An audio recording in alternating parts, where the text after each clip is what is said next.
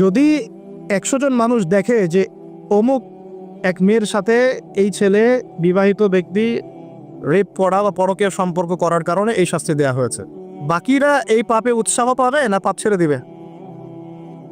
এটা বোঝার জন্য কি খুব বেশি কমন সেন্সের দরকার আছে? একজন ধরেন সমকামিতা করেছে, শাস্তি দেওয়া হবে মৃত্যুদণ্ড ইসলামের বিধান। এখন বাকিরা দেখলো, তারা কি উৎসাহ পাবে না ওটা ছেড়ে দিবে? হত্যার বদলে হত্যা, কেউ যদি কারো চোখ উপড়ে ফেলে তারও চোখ উপড়ে ফেলতে হবে, কোরআনের বিধান। কেউ যদি কারো কান কেটে ফেলে ওরও কান কেটে ফেলতে হবে।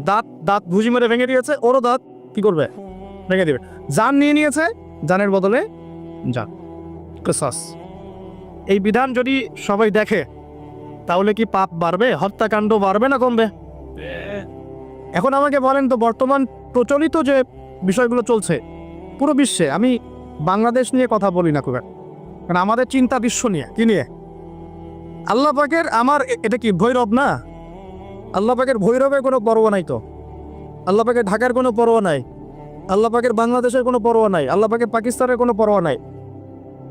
আল্লাহ রাব্বুল আলামিনের কোনো দেশের মানুষের উপর আল্লাহ পাকের কোনো পরোয়া নাই। আল্লাহ সুবহানাহু ওয়া তাআলা চাইলে ইসলাম ইয়েমেনে কায়েম করতে পারেন, সিরিয়াতে করতে পারেন, অস্ট্রেলিয়ায় করতে পারেন, ওই আমেরিকায় করতে পারেন, রাশিয়াতেও করতে পারেন। কার খাতে ক্ষমতা? আল্লাহ পাকের কোনো পরোয়া নেই আমাদের। আমরা যদি আমাদের কাজ ঠিকঠাক মতো করি আমরা সফল হব, যদি না করি আমাদের লস। আল্লাহ রাব্বুল আলামিনের লস বলতে কিছু নাই আছে? আল্লাহ পাকে কিচ্ছু যায় আসে না, আমরা জাস্ট একটা সুযোগ পেয়েছি মাত্র।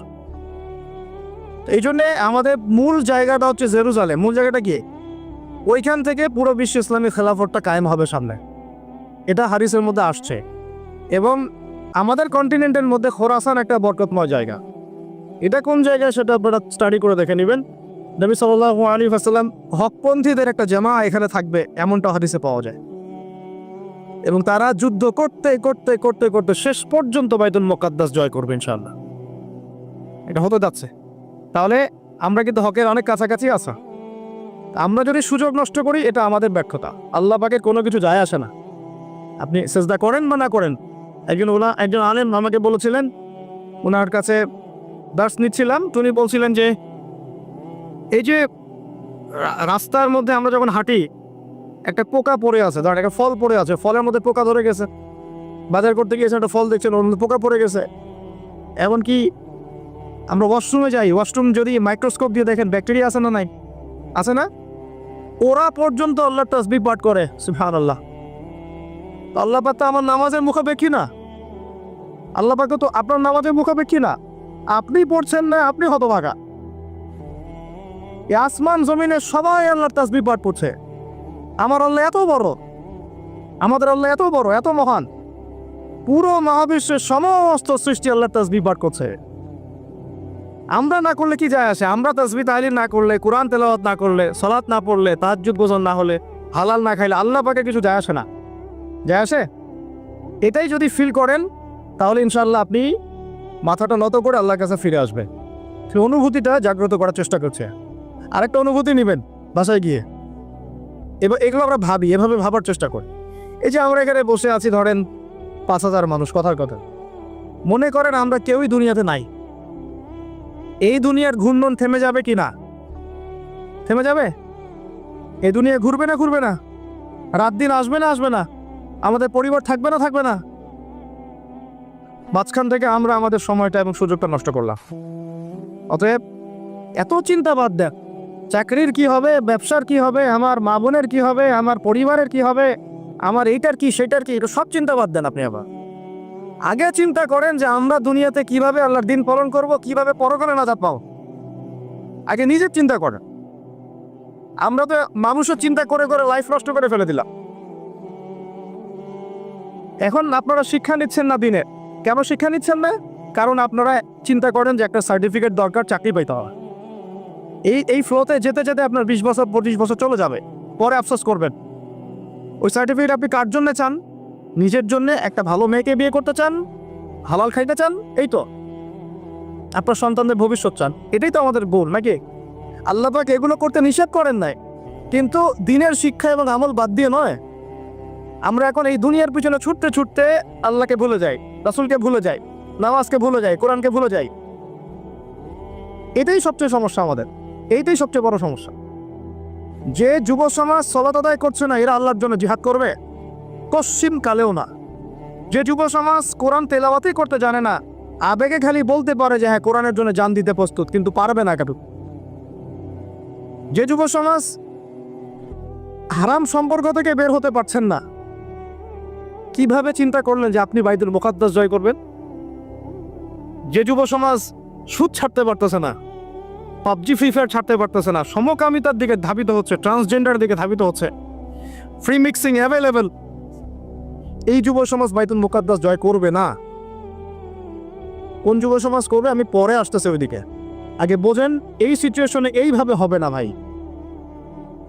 আর একটা চিন্তা আমরা বাদ দিব, কোন রকম পাস করার চিন্তাটা বাদ দিব। আমাদের সবার একটা চিন্তা হয়ে থাকে, কি চিন্তা? কোন রকম পার পাইলেই পা। চিন্তা করি যে আরে কোন রকম যদি বাঁচতে পারি তাই হয়। সাহাবায়ে কেরাম এইভাবে চিন্তা করতেন না, তাবেঈন ইসলাম এইভাবে চিন্তা করতেন না, তাবেঈন, চার ইমাম, আমাদের খোলাফায়ে রাশিদিন, আইম্মাতুল মুজতাহিদ, তারা এভাবে চিন্তা করতেন না। তারা চিন্তা করতেন আমি মানে নর্মাল মুসলিম হব না, আমি এক্সট্রা অর্ডিনারি মুসলিম হব। এটা নর্মাল মুসলিম। আল্লাহ পাক আমাদেরকে কিন্তু এক্সট্রা অর্ডিনারি হতে বলছেন, সূরা মুলকের মধ্যেও আছে কিন্তু।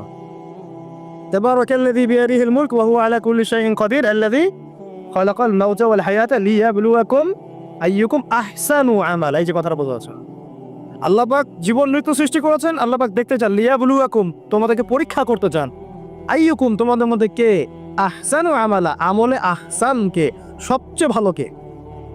আল্লাহ পাক দেখতে চান না যে গরু খাওয়া মুসলিমকে, কে জুমায় জুমায় নামাজ পড়তে যায়, ঠিক আছে, কে খালি ঈদের নামাজ পড়তে যায়, কে খালি নামাজ পড়ে আবার সুদও খায়, যে এবার জাকাতও দেয়, এদিকে দুর্নীতিও করে, ওমরা হজ করে আবার এদিকে মানুষের হক নষ্ট করে। এইটা আল্লাহ দেখতে চান না। আল্লাহ পাক দেখতে চান আমলের শ্রেষ্ঠকে, মানে ক্লাসে ফার্স্ট কে হয়। এই উম্মতের দায়িত্ব বাংলার জমিনে 8-10 জন 20 জন আলেম, 10 জন দায়ী, 10 জন মাদ্রাসা শিক্ষক, তাদের উপরে নয়। দিনের যদি দিনকে মহব্বত করেন, ভালোবাসেন, দিনের বিজয় চান, প্রত্যেকের দায়িত্ব আছে, প্রত্যেকের দায়িত্ব আছে। আপনারও তো দায়িত্ব আছে। আপনাকে আল্লাহ মাল সম্পদ দিয়েছেন, ওইটা দিয়ে আপনি দিনের জন্য কি করলেন আল্লাহ দেখতে চান। আল্লাহ পাক আপনাকে জ্ঞান দিলেন, প্রজ্ঞা দিলেন, আপনি ওইটা দিয়ে দিনের জন্য কি করলেন আল্লাহ পাক দেখবেন তো। আল্লাহ পাক আপনাকে লেখার ক্ষমতা দিয়েছেন, কতটুকু লিখলেন আল্লাহ পাক দেখবেন। আল্লাহ পাক বলার ক্ষমতা দিয়েছেন আপনাকে, আপনি ভালো বলতে পারেন, কতটুকু হক বললেন আল্লাহ পাক দেখবেন। আল্লাহ পাক আপনাকে সামাজিক, অর্থনৈতিক, রাজনৈতিক ক্ষমতা দিলেন, আল্লাহ দেখতে চান আপনি এটা দিয়ে দিনের জন্য কি করা। অন্যথায় আল্লাহ পাক এটা কেড়ে নিতে সময় লাগবে না, এক মুহূর্তে আল্লাহ পাক কেড়ে নিতে পারে। পৃথিবীতে নমরুদের নামও কেউ স্মরণ করে না এখন, ফেরাউনের নামও কেউ স্মরণ করে না, স্মরণ করলেও নেগেটিভলি স্মরণ করে, অভিশাপের সাথে স্মরণ করে, তাই না? প্রশংসার সাথে স্মরণ করে। কত শত সম্প্রদায় আল্লাহ পাক বলেছেন ওয়ালাকাদ আহলাকনা ক্বাবলাহুম মিনাল কুরুন, কত সম্প্রদায় আমি ধ্বংস করে দিয়েছি তোমাদের আগে। কত সম্প্রদায় ছিল, লক্ষ লক্ষ কোটি কোটি সম্প্রদায়কে আমি ধ্বংস করে দিয়েছি তোমাদের আগে। নাই, তাদের শব্দও কি তোমরা শুনতে পাও? শব্দও শুনতে পাও না। তারা চিৎকার করছে বারজাকের জগতে আযাব থেকে বাঁচার জন্য, আমরা শুনতেও পাই না। তাহলে কিসের বড়াই? বড়াইয়ের অহংকারের জায়গা আছে? মানুষের অহংকার শোভা পায়? মানুষের মতো ক্ষুদ্র তুচ্ছ সৃষ্টির অহংকার শোভা পায়? 2 দিন পাতলা পায়খানা দিলে বাস শেষ মানুষ, একটা ডেঙ্গু জ্বর দিলেই শেষ। এই যে ঢাকার শহর বস্তুবাদী হয়ে যাচ্ছেন দিন দিন, পুরো পশ্চিম আদলে এক ঝাঁকুনিতে 50 লাখ মানুষ মরতে পারে, এক ঝাঁকুনিতে, খালি 5-6-7 মাত্রার মানুষকে আল্লাহ পাক ছোট্ট একটা ক্যান্সারের ভাইরাস দিয়ে শেষ করে ফেলতে পারে, সামান্য একটা মহামারীর বাতাস দিয়ে লাখ লাখ মানুষকে মারতে পারে। মানুষের অহংকার শোভা পায়? কোন মানুষ নামাজ পড়ে না চিন্তা করেছেন? যে মানুষের হৃদস্পন্দন, শ্বাস আল্লাহ নিয়ন্ত্রণ করছেন, একটু শ্বাসকষ্ট হলেই হাসপাস উড়ে যায়। বড় একজন আলেম তেলাওয়াত করছেন, কোরআন তেলাওয়াত, নামাজে আমরা পিছনে নামাজ পড়ছি, শ্বাসকষ্টের কারণে তেলাওয়াতে পুরো আয়াতটা তেলাওয়াত করতে পারেন না, থেমে থেমে তেলাওয়াত করতে হয়। তখন আমার মনের মধ্যে চিন্তা আসলো, সুবহানাল্লাহ, এত বড় আলেম, আল্লাহ পাক তাকে এইভাবে দিয়ে, এভাবে শ্বাসকষ্ট দিয়ে পরীক্ষা করছেন, অথচ আল্লাহ পাক আমাকে এখান থেকে মুক্ত রাখছেন, আমি তো তার মতো তেলাওয়াতও করি না। কত মানুষ পঙ্গু হয়ে পড়ে আছে, ওই অবস্থায় আল্লাহর ইবাদত করতেছে। কত মানুষের চোখ নাই, হাফেজে কোরআন হয়ে বসে আছে, মুফতি হয়ে বসে আছে, আছে না? তাই নেয়ামতের কথা স্মরণ করেন, আল্লাহ পাকের নেয়ামতগুলো স্মরণ করেন, বোঝার চেষ্টা করেন। আল্লাহ পাক সূরা দুহা এটাই বলছেন, সূরা দুহার শেষে আল্লাহ পাক এটা বলছেন, আলাম ইয়াজিদকা ইয়াতীমান ফাআওয়া, তোমাকে আমি ইতিম অবস্থায় পাই নাই, আশ্রয় কি দেইনি?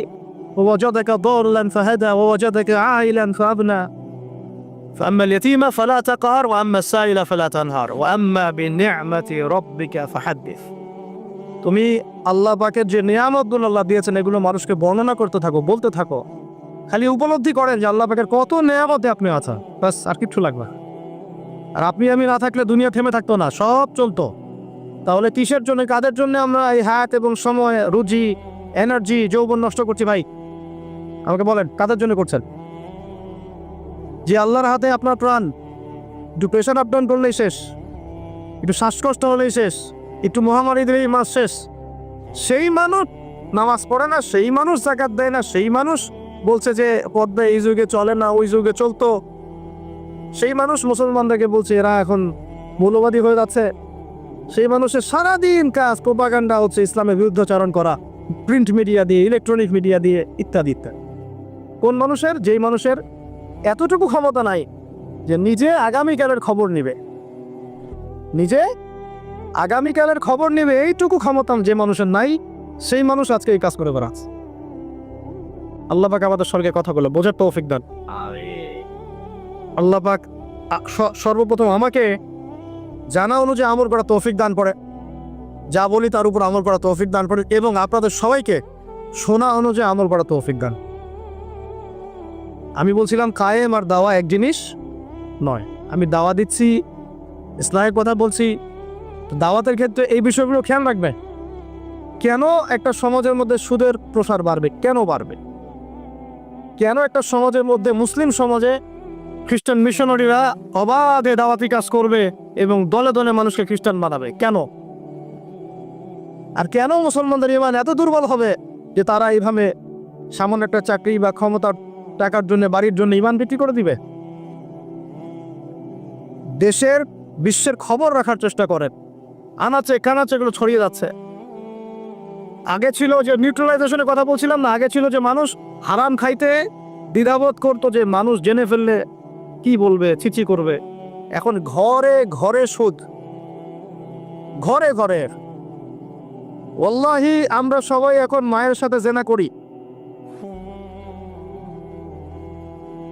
নবী সাল্লাল্লাহু আলাইহি ওয়াসাল্লাম বলেছেন, সুদের পাপের 70 শাখা, তার সবচেয়ে নিচের শাখা মায়ের সাথে জেনা করা।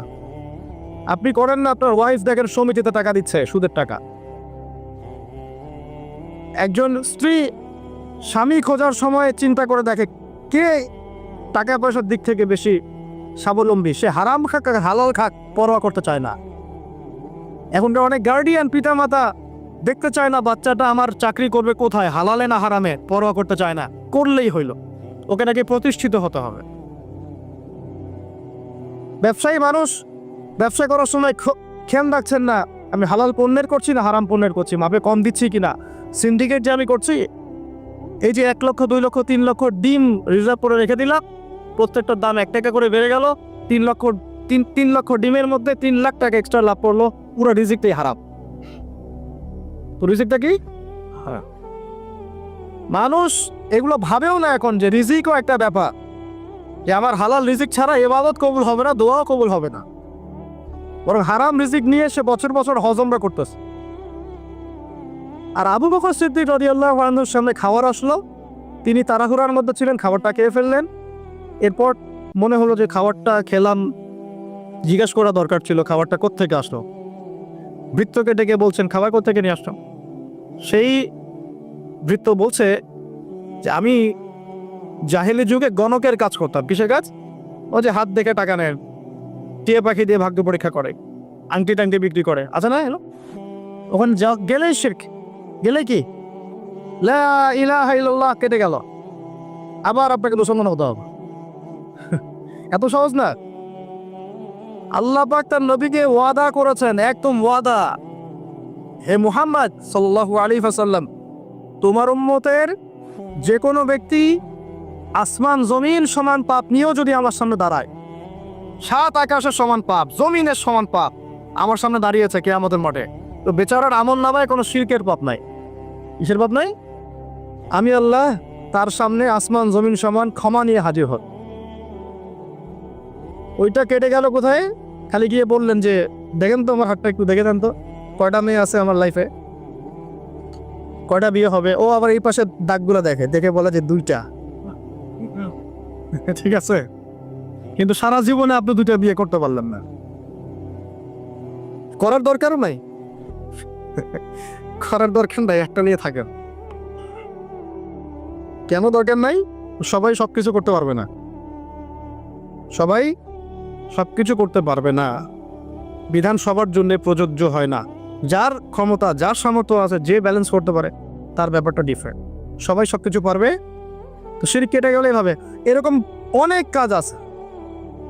আপনি বলছেন যে মায়ের কসম, কিসের কসম? শিরক হয়ে গেল। কসম কার নামে করতে হবে? বলতে হবে আল্লাহর কসম। কসম যদি করতেই হয় কার নামে করতে হবে? আল্লাহর না। বললাম যে ভাই কেমন আছেন, তা আপনি বলছেন যে আপনার দোয়াতেই ভালো আছে, আপনার দোয়াতেই ভালো আছে। আগে কি বলতে হবে? আলহামদুলিল্লাহ, আল্লাহর রহমতে, অতঃপর আপনাদের দোয়ায় ভালো আছে। কথা বলাও শিখতে হবে। বললেন যে আগামীকাল আমি এটা করবই, আগামীকাল আমি এটা করবই, গ্যারান্টি দিতে পারবেন? পারবেন। বলে ফেললেন যে এই সময়গুলো এখন ভালো না, সময়টা ভালো না, এটা যুগকে আপনি গালি দিলেন, এটাও নিষেধ, এটাও নিষেধ। অনেকে অনেক সময় শিরকি নামও পর্যন্ত রাখে। একজনের নাম শুনেছিলাম, শাহিন শাহ, কি নাম? আচ্ছা, এরকম নামে কেউ আছেন নাকি? আচ্ছা, বাদ দেন। এর অর্থ হচ্ছে রাজাধিরাজ, রাজার সবচেয়ে বড় রাজা, মানে সবচেয়ে বড় রাজা। কে সবচেয়ে বড় বাচ্চা? সূক্ষ্ম সূক্ষ্ম অনেক শিরক আছে, বড় বড় শিরক আপনারা চিনেন। এদিকে বলছে ইহদিনাস সিরাতাল মুস্তাকিম, সরি, ইয়াকা না'বুদু ওয়া ইয়াকা নাস্তাঈন, হে আল্লাহ শুধু আপনারই ইবাদত করি, আপনার কাছেই সাহায্য চাই। বের হই কবরে কে সেজদা করল, ওখানে মৃত মানুষের কাছে সাহায্য আছে। সেজদা কার জন্য? সেজদা কি আল্লাহ ছাড়া অন্য কাউকে করা যাবে? সাহাবীরা কি আল্লাহর নবীকে সেজদা করেছিলেন? তাহলে আপনারা কত বড় মানুষ হয়ে গেছি? আমরা কি তাদের চেয়ে বড় হয়ে গেছি? নাউজুবিল্লাহ। এইভাবে মানুষ শিরক করছে। তারপরে জবাই কুরবানি কার জন্য করতে হয়? তো মানুষ তো অনেক সময় দেখা যায় যে জীবিত মানুষ মৃত মানুষের জন্য কুরবানি করছে। এখন গ্রামে গ্রামে ছড়িয়ে পড়তেছে কবিরাজি, তান্ত্রিক, কবিরাজ, বান মারা, টোনা, এগুলা। যে করবে সেও মুশরিক, যে ওখানে ধন্না দেয় সেও মুশরিক। হ্যাঁ, যে করবে সে তো মুশরিক হয়ে গেছেই। আর যে গিয়ে ধন্না দিচ্ছে যে আপনি আমাকে এগুলা থেকে বাঁচান, এবং সে জিনের সাহায্য নিয়ে বিভিন্নভাবে এই কাজগুলো করে দিচ্ছে, সমস্যা, ইমান কেটে গেল। কি করতে পারবেন? কোরআন এবং হাদিস থেকে চিকিৎসা করতে পারবেন, কোরআন সুন্নাহ থেকে চিকিৎসা করতে পারবেন। এগুলো বলা ঠিক না, বা পাবলিকলি বলা হয়তো উচিত না। এগুলো আমাদের বিরুদ্ধেও করে মানুষ। হ্যাঁ, আমাদের বিরুদ্ধেও মানুষ এগুলো করে, আর মনে করে আমরা এগুলো বুঝবো না, বা আমাদের এইসব দোয়া কালাম জানা নাই, বা আল্লাহ পাক আমাদেরকে হেফাজত করবেন না, এমনটা মনে করে। আরে সমস্ত কাফেরকে যদি এক পাল্লা রাখা হয়, আল্লাহ পাকে সূরা ফাতিহাকে এক পাল্লা রাখা হয়, তুমি পারবা নাকি? তো অযথা এইসব পরিশ্রম করো না। বরং কোরআন সুন্নাহ দিয়ে আল্লাহর কাছে এমন চিকিৎসা নেওয়া যায়, যেই চিকিৎসা ও তো অতিক্রম করতে পারবেই না, বরং করতে গেলে ও নিচে ধ্বংস হয়ে যাবে। কোরআনের উপর যেতে পারবে? এগুলো দিন দিন বাড়তেছে। আমি আপনাদেরকে কিছু চিকিৎসা বলে দিই, এগুলো আমার করেন, ইনশাআল্লাহ আল্লাহ পাক আপনাদেরকে হেফাজত করবেন ইনশাআল্লাহ। 1 নাম্বার তো নামাজ তো অবশ্যই পড়বেন, পবিত্র থাকবেন ওযু অবস্থায়। 3 নাম্বার আয়াতুল কুরসি পড়বেন, আয়াতুল কুরসি। কোন সূরা আছে এটা? সূরা বাকারার 255 নম্বর আয়াত, আয়াতুল কুরসি। আর পড়বেন সূরা বাকারার শেষের 3 আয়াত, সূরা বাকারার শেষে 3 আয়াত। এর আগে সূরা ফাতিহা আছে, তারপরে পড়বেন সূরা ফালাক, নাস, ইখলাস, কাফিরুন। সূরা ফালাক, নাস, ইখলাস, কাফিরুন। পড়বেন সূরা জিনের প্রথম 10 আয়াত। কোন সূরা? সূরা জিনের প্রথম 10 আয়াত। পারলে পুরা সূরা ইয়াসিন, সূরা ইয়াসিন। তারপর সূরা সফফাত এর প্রথম 10 আয়াত, এর সাথে সূরা কাহাফের প্রথম 10 আয়াত। তারপরে সূরা তাহা, সূরা ইউনুস আর সূরা আরাফ। এই তিনটা সূরায় জাদু, বান, টোনার এগুলোর বিরুদ্ধে কিছু আয়াত আছে। যেমন قالوا يا موسى إما أن تلقي وإما أن نكون أول من ألقى قال بل ألقوا فإذا حبالهم وعصيهم يخيل إليه من سحرهم أنها تسعى فأوجس في نفسه خيفة موسى قلنا لا تخف إنك أنت الأعلى وألق ما يمينك تلقف ما صنعوا إنما صنعوا كيد ساحر ولا يفلح الساحر حيث أتى। মানে এগুলো অর্থ জানলে আপনারা বুঝবেন। এগুলো পড়লে এগুলো একদম লোহার তরোয়ারি দিয়ে যেমন আঘাত করা হয়, এভাবে আঘাত করা হয়, সব শেষ হয়ে যাবে ইনশাআল্লাহ। ইনশাআল্লাহ। তো কেউ যদি এগুলোতে আসক্ত থাকেন, এটা শিরক। এটা কি? উমর রাদিয়াল্লাহু আনহুর যুগে তিনি ফরমান জারি করেছিলেন যে কেউ যদি জাদুবিদ্যার চর্চা করে তাকে হত্যা করবে, একদম গর্দান নামে কতল করে দিবে। এটা ইসলামিক লস। ইসলামিক তো বললাম যে ইসলামিক লস কায়েম করা এখন আমাদের পক্ষে সম্ভব, এখন সম্ভব না। আপনাদের কি মনে হয় ঈসা ইবনে মারইয়াম এসে মানবরচিত বিধান দিয়ে তার খেলাফা রাষ্ট্র কায়েম করবেন? জাতিসংঘে গিয়ে বলবেন যে আমাকে ফিলিস্তিনে একটা স্বাধীন রাষ্ট্র প্রতিষ্ঠার অনুমতি দেন, বলবেন? ডলার দিয়ে কেনাবেচা করবেন, তাই মনে হয় আপনাদের? ইলেকট্রনিক মানি দিয়ে, ক্যাশলেস সোসাইটি দিয়ে? এগুলো যা করার আছে করে না। করতে করতে যখন ক্ষান্ত হবেন, আল্লাহ পাক তখন ঈসা ইবনে মারইয়ামকে পাঠাবেন। পৃথিবীর সমস্ত জুলুম উঠে যাবে ইনশাআল্লাহ। কোন মাজলুমের অধিকার আর খর্বিত হবে না। প্রত্যেক মাজলুম তার অধিকার ফিরে পাবে ইনশাআল্লাহ। একটা ফিলিস্তিনের বাচ্চার রক্তের প্রতিশোধ আমরা নিব ইনশাআল্লাহ। একটা বোনের ইজ্জতের বদলা আমরা নিব ইনশাআল্লাহ। একটা ভাই যাদেরকে অন্যায়ভাবে হত্যা করা হয়েছে, এদের রক্তের বদলা আমরা নিবই ইনশাআল্লাহ। আমরা বেঁচে না থাকলে আমার সন্তান নিবে ইনশাআল্লাহ, ও বেঁচে না থাকলে তার সন্তান নিবে ইনশাআল্লাহ। আমরা কিছু ভুলি নাই, ভুলে যাবও না ইনশাআল্লাহ। এই দুনিয়া কতদিন পর্যন্ত ফানা হবে না, যতদিন এই দৃশ্য বিশ্ববাসী না দেখছে ইনশাআল্লাহ। তোমাদের যা করার আছে করো, যা ইচ্ছা করতে থাকো। এখন বিশ্বের মুসলমানদের রক্তের হোলি খেলায় মেতেছে।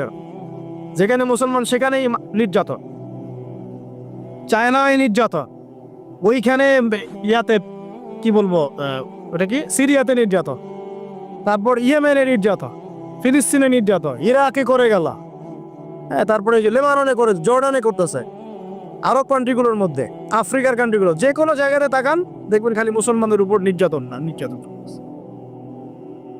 এর জন্য শুধু ওরা দায়ী নয়, এর জন্য আমরাও দায়ী। কেন নির্যাতন আসবে না? কেন আল্লাহর গজব আসবে না? কারণ নবী সাল্লাল্লাহু আলাইহি ওয়াসাল্লাম বলেই গিয়েছিলেন যে শেষ জামানায় কাফের মুশরিকরা তোমাদেরকে এমন ভাবে আঁকড়ে ধরবে, ঘিরে ধরবে, যেন দস্তরখানায় সবাই খাবার খেতে বসেছে।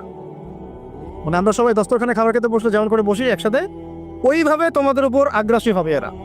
সাহাবীরা ওই যুগে বলছিলেন, ইয়া রাসূলুল্লাহ সাল্লাল্লাহু আলাইহি ওয়াসাল্লাম, আমরা কি ওই সময় সংখ্যায় কম হব? অবাক হয়েছিলেন তারা, কারণ ওই সময় তো ইসলামের বিজয়ের যুগ। আমাদের এইরকম অবস্থা হবে যেখানে আমরা 313 মিলে 1000 বদরে ঠেকাই দেই, 700 মিলে উহুদে 3000 ঠেকাই দেই, মুতাব যুদ্ধে আমরা কত 3000 নিয়ে 2 লাখকে ঠেকাই দেই। ওই মুসলমানদের এই অবস্থা হবে? সাহাবীরা বলছিলেন অবাক হয়ে। তখন নবীজি বলছেন, হ্যাঁ, তোমাদের অবস্থা ওইরকম হবে। তোমরা সংখ্যায় হবা সমুদ্রের ফেনার মতো। সমুদ্রের, দেখতে পারতেছেন এখন খালি নাম কাও আসতে মুসলিম বাড়তেই আছে। সমুদ্রের ফেনার মতো, কিন্তু দুইটা জিনিস তোমাদেরকে পেয়ে বসবে। এই দুইটার কারণে এই পরিণতি তোমাদের হবে। এক নম্বর হচ্ছে তোমাদের মধ্যে দুনিয়ার মহব্বত তোমাদেরকে পেয়ে বসবে, আর একটা আল ওয়াহান তোমাদেরকে ধরে ফেলবে। সাহাবীরা বলছে, ওয়াহান কি? নবীজি বলছে, তোমরা আল্লাহর পথে জীবন দিতে চাইবে না। এই ভয়, আল্লাহর পথে জীবন দেওয়ার ভয় তোমাদেরকে পেয়ে বসবে। এই দুইটা যখন তোমাদেরকে পেয়ে বসবে, তখন এই কাফের, মুশরিক, মুনাফিক যারা আছে সবাই মিলে তোমাদেরকে একটা কচু কাটা করে দিই। হয় না এখন? এটা শুধু এই যুগে না, প্রত্যেক যুগে যুগে যখনই মুসলমানদের উপর এই দুটা এসেছে তখনই মুসলমানরা আক্রমণের শিকার হয়েছে। কখনো তাতারিদের হাতে, হ্যাঁ, ওই যে চেঙ্গিস খানের বংশধর মনে আছে, মঙ্গলরা, ওরা এসে মুসলমানদেরকে একদম কেটে ফেলে দিছে। কতদিন, 40 দিনের মধ্যে বাগদাদে ওরা মনে হয় প্রায় 10 থেকে 15 লক্ষ মানুষকে হত্যা করেছে, ওই তাতারিরা মুসলমানদেরকে, আব্বাসীয়দের সঙ্গে। এরকম হিস্ট্রি অনেক আছে। তারপরে যখন এই ফাতেমি সাম্রাজ্য চলছিল তখন ক্রুসেডাররা এসে মুসলমানদেরকে হত্যা করেছে। তারপরে আবার করেছে জেঙ্গিদের সময়, আইয়ুবীদের সময়, এমনকি মোগল সাম্রাজ্য। এর আগেও যখন দুনিয়া প্রীতি আর ওখান ঢুকে গিয়েছিল তখন দেখা গেছে যে মুসলমানদের মধ্যেই মারামারি চলতেছে। হ্যাঁ, ওখান থেকে গিয়ে কর্ডোবা ইসলামী খেলাফত হচ্ছে। এগুলো হিস্ট্রি পড়বেন, ইতিহাস নিয়ে ইনশাল্লাহ একদিন কথা হবে। আমার নিয়ত আছে আপনাদেরকে হিস্ট্রি শোনানোর। একদম আদম আলাইহিস সালাম থেকে শুরু করে এই পর্যন্ত যা যা হয়েছে ইসলামের ইতিহাসে একটা একটা করে ধারাবাহিক পর্ব আকারে আসবে ইনশাল্লাহ। এতে করে খুব অল্প সময়, হয়তো 10 মিনিটের মাদ্রাসা এমন হতে পারে, 10 থেকে 15 মিনিটের মাদ্রাসা, এর মধ্যেই একটা একটা করে পর্বে একটা একটা করে হিস্ট্রি আসবে ইনশাল্লাহ। যদিও খুব টাফ এই কাজটা করা এবং এটার জন্য অনেক ইনভেস্টমেন্টের দরকার, আল্লাহ পাক যেন সহজ করে দরকার। তো মূল কথাটা ভাই বলছি যে যখন আমরা এইভাবে দুনিয়া প্রেমে ঢুকে গিয়েছি এবং আল্লাহর পথ থেকে সরে আসছি, মার খেতে হয়েছে। এখন আমাকে বলেন তো দেখি, আমরা কি আমাদের অবস্থার উন্নতি চাই না? এতক্ষণ যা বুঝালাম এতে কি বুঝতে পারলেন যে দিন এখন শুধু একটা নিভু নিভু বাতির মতো জ্বলছে? গুটি কয়েক মানুষের মধ্যে হক সীমাবদ্ধ হয়ে যাচ্ছে। প্রবলেমগুলো কি আপনারা ফাইন্ড আউট করতে পারেন? প্রবলেমগুলো দেখেন, সারা বিশ্বে ইসলামিক কোনো খেলাফত আছে? ইসলামের কোনো ঐক্য আছে? একজন আমিরুল মুমিনিন আছে? একটা জামা আছে? একটা ইমারা আছে? আমাদের কি অর্থনৈতিক শক্তি আছে? ভিত্তিটা নাই। পুরো বিশ্বের রাজনৈতিক ক্ষমতাকে আমরা নিয়ন্ত্রণ করি না। পুরো বিশ্বের মিডিয়াগুলো কি আমাদের? এমনকি যেগুলোতে রেকর্ড করছেন, যে ফোন আপনার হাতে, সেটাও তাদের। এটাও কাদের? তাদের। পুরো বিশ্বের যে ফিলোসফিক্যাল থটসগুলো আছে, দর্শন, এই দর্শনগুলো আমাদের চলছে না ওদের চলছে? সব পশ্চিমা দর্শন চলছে না? এই যে নাস্তিকতা, কাদের দর্শন? আমাদের। এই যে সেকুলার কনসেপ্ট, কাদের দর্শন? আমাদের দর্শন। এই যে সো কল্ড ডেমোক্রেসি, কাদের দর্শন? আমাদের। এই যে ন্যাশনালিজমে আমরা ভুগছি, সবাই জাতি চিন্তা করি। মানে ওই ইয়েমেনে একটা মুসলমান মরলে আমার লাগে না, কেন লাগে না? ও তো ইয়েমেনি, আমি তো বাংলাদেশ। ফিলিস্তিনের একটা ভাইকে মারলে আমার খুব একটা লাগতেছে না, কেন? ও তো ফিলিস্তিনি, আমি তো বাংলাদেশি। এই যে গোত্রীয় বিভাজনটা আমরা করেছি ন্যাশনালিজমের মাধ্যমে, এতে করে ইউনিটিটা নষ্ট হয়ে গেছে। গোত্রে মানুষ থাকতে পারে, কিন্তু সবার মতো একটা হৃদ্যতার বন থাকতে হবে। এইটা ইসলাম দিয়েছিল। আনসার, মুহাজির, দুইটা আলাদা শব্দ না, দুইটা আলাদা বৈশিষ্ট্য, কিন্তু তারা কি আলাদা ছিলেন? একদম নিজের মায়ের পেটের ভাইয়ের চেয়ে বেশি, তাই না? এটা ইসলাম। আর আমরা যদি বলি আনসার এক গ্রুপ, মুহাজির আরেক গ্রুপ, আনসারকে মারলে আমার কি, আমি তো মুহাজির, মুহাজিরকে মারলে আমার কি, আমি তো আনসার। এই কনসেপ্টটা হচ্ছে এইটা ন্যাশনালিজম কনসেপ্ট। এই চলছে, ও দিয়ে দিল ফরাসি বিপ্লবের পর থেকে, 1789 সালের পর থেকে এগুলো আসছে ওয়ার্ল্ডে। 1789 থেকে শুরু করে 1914 পর্যন্ত, এই সময়টাতে তারা বিশ্বটা দখল করেছে। কত সময়? 1789 থেকে 1914, এই যে সময়টুকু, এর মধ্যেই পশ্চিমারা বিশ্বটাকে দখল করেছে। আবার নতুন করে কোন জায়গা দখল করেছে? প্রথমে পলিটিক্স, প্রথম জায়গাটা কি? পলিটিক্স। তারপরে সামরিক শক্তি, ওদের মানে এক্সট্রাঅর্ডিনারি সামরিক শক্তি তারা বিশ্বকে দেখিয়েছে। আপনি যত কথা বলেন, একদম পারমাণবিক বোম রেখে দিব তাক করে, আর বেটা তুই কথা বলতে পারবি না, এরকম একটা অবস্থা। বিশ্বাস করেন ব্যাপারটা এরকম। পুরো জাতি নিয়ে আপনি একটা ঐক্যবদ্ধ শক্তি করতে চান, একটা মিসাইল, পারমাণবিক মিসাইল এরকম রেখে দিবে, এই বাড়াবাড়ি করো না বেশি, একদম দিব লঞ্চ করে, বাস আপনি চুপ, একদম চুপ। কারণ ওইটা প্রতিহত করার তো আমার কাছে ওই নাই, ক্ষেপণাস্ত্র প্রতিরক্ষা সিস্টেম তো নাই। এখন আমি যদি বলি, আমার কথা কি মন খারাপ করবেন? আমি যদি বলি যে বিগত 50 বছরে আমাদের দেশ স্বাধীন হয়েছে কবে বলেন? 71, এখন কত? 23, কত বছর বলেন? আমরা কি একটাও ক্ষেপণাস্ত্র তৈরি করতে পারলাম না? এই বিশ্বে এই ধরনের প্রযুক্তি ছাড়া কেউ টিকে থাকতে পারে? এটা কি ঢাল তলোয়ারের যুগ যে ওরা এগুলো বানাবে আর আমরা ঢাল তলোয়ার নিয়ে বসে থাকবো? কি করলাম আমরা বলেন? আপনারা তো রাগ করেন কথা বললে। রাগ না করে একটু ভালো করে মন দিয়ে শোনেন না।